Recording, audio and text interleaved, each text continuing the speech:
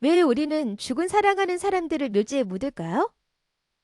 주요 목적은 생존자들에게 슬픔을 느낄 수 있는 기회를 제공하고 폐쇄감을 얻는 것입니다. 묘지는 죽은 사람을 위한 공간인 만큼 산 사람들을 위한 공간입니다. 하지만 고인이 된 사람들이 인간이 아니라 우리의 애완동물일 때는 어떨까요? 스페인 바르셀로나 시는 최근 스페인 최초의 애완동물 공동묘지 설립에 투자할 것이라고 발표했습니다. 내년에 문을 열 예정인 이곳은 매장과 화장을 모두 제공할 것이며 매년 약 7천 건이 진행될 것으로 추정됩니다. 세계 다른 곳에서 애완동물 공동묘지 개발을 연구해온 저에게 이 소식은 충격으로 다가왔습니다. 바르셀로나는 제한된 개인 소유 토지를 가진 인구 밀도가 높은 도시로 가족의 50%가 애완동물을 소유하고 있습니다. 18만 마리의 개들이 살고 있는 도시는 어떻게 이미 공공애완동물 공동묘지를 가지고 있지 않았을까요? 바르셀로나의 기후 비상미생태 전환위원인 이에로아이 바디어에 따르면 지금까지 이 서비스는 민간 부문에서만 제공되었습니다. 그는 시에서 지원하는 계획이 지속적인 대중의 요구에 의해 촉발되었다고 덧붙였습니다. 결국 공공애완동물 공동묘지는 19세기 후반부터 유럽과 아메리카 대륙에 있어왔습니다. 영국 최초의 애완동물 공동묘지는 1881년 런던의 하이드파크에 나타났습니다. 뉴욕의 하츠데이 애완동물 공동묘지는 1896년에 설립되었고 몇 년 후인 1899년에 파리의 유명한 CIM이 테아일이 DCHIENS에 의해 설립되었습니다. 저는 토론토에 있는 수백 년 된 집의 고각도 기록을 조사하면서 현대 애완동물 매장 관련의 역사에 관심을 갖게 되었습니다. 저는 역사적 기록에 따르면 1830년에서 1870년 사이에 점유되었던 뒷마당에 묻힌 매우 큰 개를 우연히 발견했습니다. 이 개는 고령까지 생존했지만 슬프게도 마지막 몇 달 동안 퇴행성 관절 질환과 심각한 감염으로 고통받았습니다. 그의 병은 그가 마지막 몇 주 동안 어느 정도의 치료를 받았다는 것을 암시하는 그런 상태로 진행되었습니다. 그리고 나서 그는 가족의 집 뒤에 있는 개인 덕인 묘지에 묻혔습니다. 이 늙은 개는 사람들이 죽은 후 애완동물의 몸과 상호작용하는 다른 방법에 대해 생각하도록 저를 이끌었습니다. 이런 행동이 그들이 삶에서 동물들과 가졌던 관계를 반영할 수 있을까요?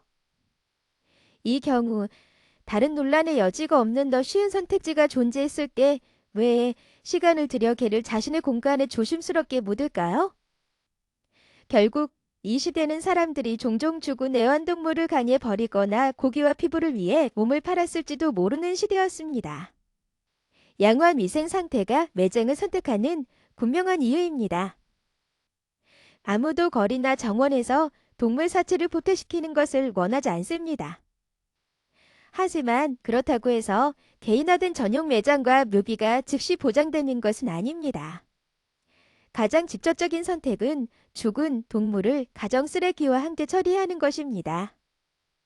하지만 그러한 대우는 분명히 덜 격식을 차리는 것처럼 느껴질 것이고 중요한 관계일 가능성이 있는 것에 대한 적절한 감정적 종교를 제공하지 않을 겁니다. 사람을 매장하는 것과 마찬가지로 애완동물을 매장하는 것은 시간이 지남에 따라 변화하는 친밀한 문화적 관행이며 사회가 소중히 여기는 동물들과의 변화하는 관계를 반영합니다. 빅토리아 시대부터 오늘날까지 영국의 역사적인 묘비와 비문에 대한 제 연구는 이러한 변화하는 인간과 동물의 관계를 보여줍니다. 19세기에 묘비는 종종 사랑하는 친구 또는 헌신적인 동반자에게 바쳐졌는데 이는 애완동물이 대부분 중요한 친구로 여겨졌음을 암합니다. 20세기 초까지 애완동물들은 가족의 일원이 되었습니다. 단 묘비석에 가족의 성이 등장하고 엄마 아빠가 쓴 사랑스러운 비문 후 증명되었습니다. 그다 4, 5세기에서 동물의 역할에 대한 사회의 변화하는 태도 또한 발견될 수 있습니다. 몇십 년 후에 빠르게 진행되었고 묘비는 이전의 것보다 재해를 더 많이 언급할 가능성이 있었습니다. 예를 들어 1952년 안동 동부 공동묘지에 묻힌 용감한 작은 고양이 내니의 주인들은 그의 비문에 우리가 다시 만날 때까지 신의 가온가 이끼들이라고 썼습니다. 저는 바르셀로나의 새 묘지에 있는 비문이 현대 카탈로니아와 동물의 관계에 대해 무엇을 밝힐지 궁금합니다. 시간이 지남에 따라 우리의 죽은 동물을 치료하는 방법은 삶에 훨씬 더 긴밀한 관계를 반영하는 것으로 보입니다.